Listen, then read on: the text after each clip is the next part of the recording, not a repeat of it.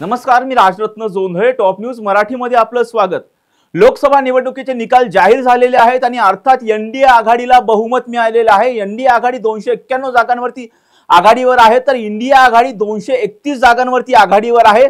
ज्या प्रकारे एक्झिट पोलची आकडेवारी पुढे आली होती आणि त्यामध्ये भारतीय जनता पक्षाला 350 जागांचं यश मिळेल असं सांगण्यात येत होतं, परंतु ते सगळे एक्झिट पोलची आकडेवारी ही फेल गेलेली आहे आणि भारतीय जनता पक्ष अर्थात त्यांचं एनडीए आघाडीला जे आहे ते कुठेतरी 291 जागांवरती थांबावं लागलेलं आहे. आणि विशेषतः महाराष्ट्रामध्ये बघितलं तर महाविकास आघाडीला एक मोठं यश मिळालेलं आहे. महाविकास आघाडीला अर्थात 48 जागांपैकी महाविकास आघाडी 30 जागांवरती जी आहे ती पुढे असल्याचं पाहायला मिळतं आणि महायुती जी आहे ती 18 जागांवरती आघाडीवर असल्याचं आपल्याला पाहायला मिळतं. विशेषतः आपण बघितलं तर जालना लोकसभा मतदारसंघ हा चर्चेतला मतदारसंघ होता, कारण त्या ठिकाणाहून केंद्रीय मंत्री रावसाहेब दानवे विरुद्ध भाजपाचे उमेदवार असणारे कल्याण काळे हे लोकसभा निवडणुकीच्या रिंगणात होते. तब्बल 5 वेळा रावसाहेब दानवे हे जालना लोकसभा मतदारसंघातून खासदार होते. ही त्यांची 6वी टर्म होती, परंतु जालना लोकसभा मतदारसंघातील लढतील कल्याण काळे यांनी रावसाहेब दानवे यांचा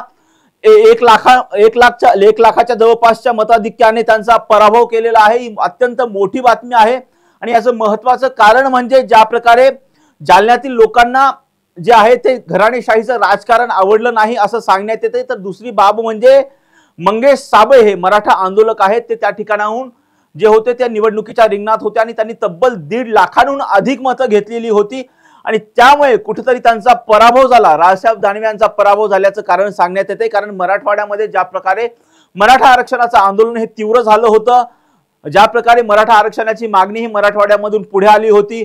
आंतरवाली सराटीमध्ये मनोज जरांगे पाटील यांनी आंदोलन केलं होतं. मराठा समाजाला ओबीसी मधून आरक्षण मिळावं अशी मागणी सुद्धा केलेली होती.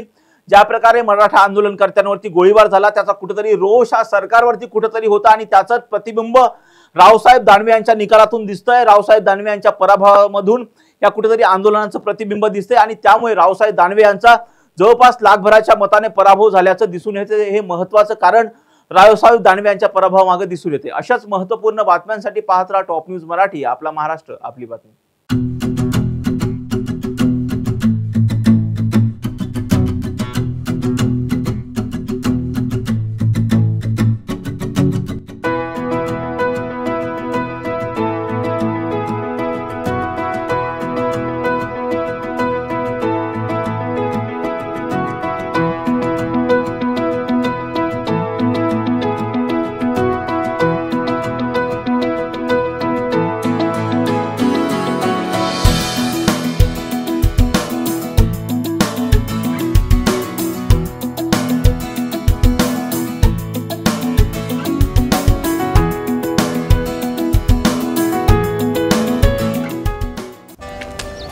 Come on guys, hurry up.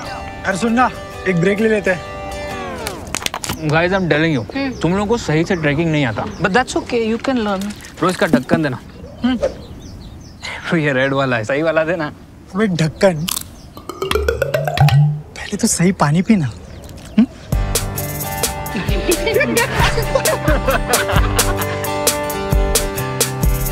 Manikchand Oxyrich, proudly Indian.